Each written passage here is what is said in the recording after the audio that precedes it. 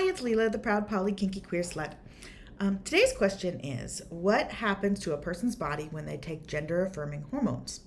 And I want to start with the preface. I am not a subject matter expert in this. I have done a little bit of internet research, and I have a few friends who have shared with me some details of their experience, and I've enjoyed learning about trans bodies because I like to play with them. But it is...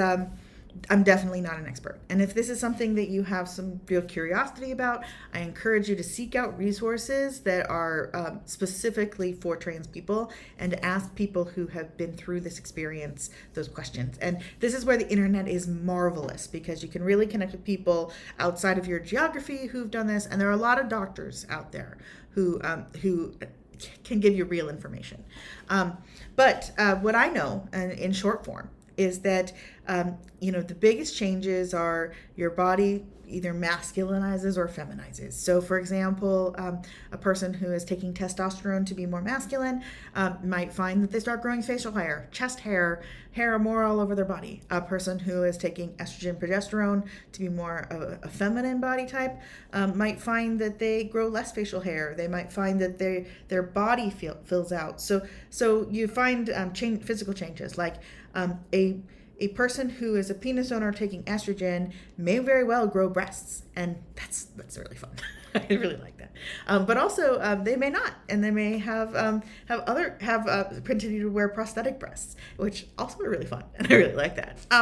But there are all sorts of different things that might happen to your body, having to do with fat distribution, with hair growth, with the things we generally associate with like puberty and going through those changes. Voice changes, that kind of thing.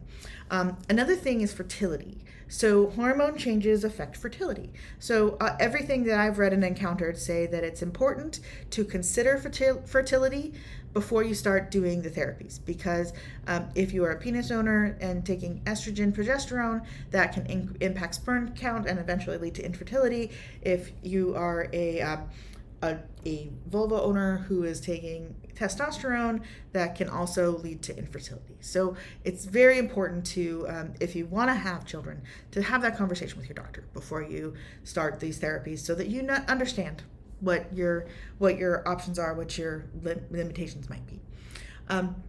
There are physical changes that can happen to the genitalia with hormone therapies. So one thing that I have experienced is like sometimes in people who start with a clitoris, that clitoris can extend into kind of a small penis, and it's interesting because there are a lot of equivalencies between vulva tissues and penis tissues. And a lot of our parts, even though they form differently in the traditional male and female body types, they're the same basic building blocks. It's the same kind of tissues. So yeah, the clitoris can become a penis. It can become a little penis. And there are some places that make specific sex toys that cater to that anatomy.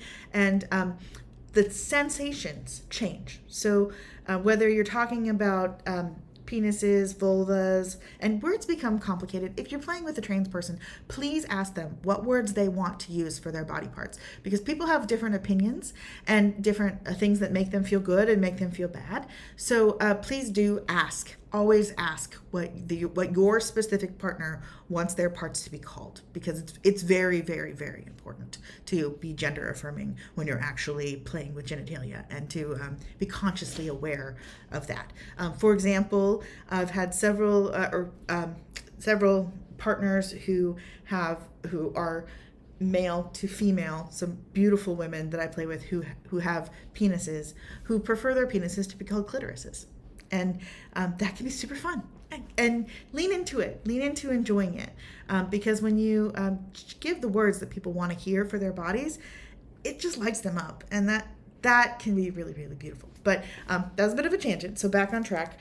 Penises with estrogen therapy can have difficulty having erections or difficulty having ejaculation.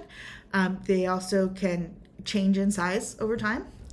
And what I've found is interesting is that they can be different in the sensations. So I have found that sometimes the hormone therapies can make a person more receptive to sensations that can lead to multiple orgasms without ejaculation. So that's an interesting little tidbit that I'm enjoying playing with and learning more about actively right now.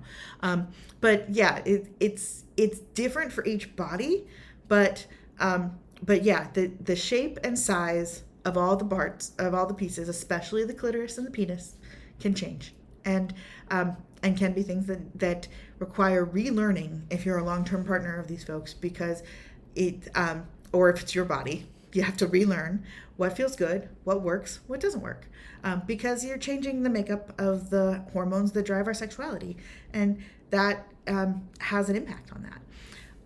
I'm not going to go into any kind of surgeries or operations because I really just don't know enough to provide any kind of good information about that.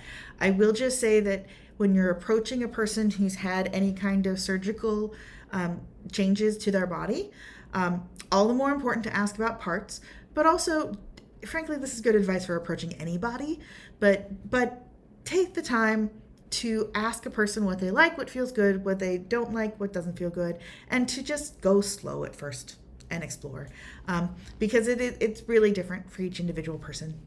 And that's true regardless of whether you're cisgendered or transgendered. Each body is different and each body needs some special attention, but especially transgender body needs some attention, because there is also the history of the dysphoria of having to deal with not feeling like your body, and especially your genitalia, matches your gender identity.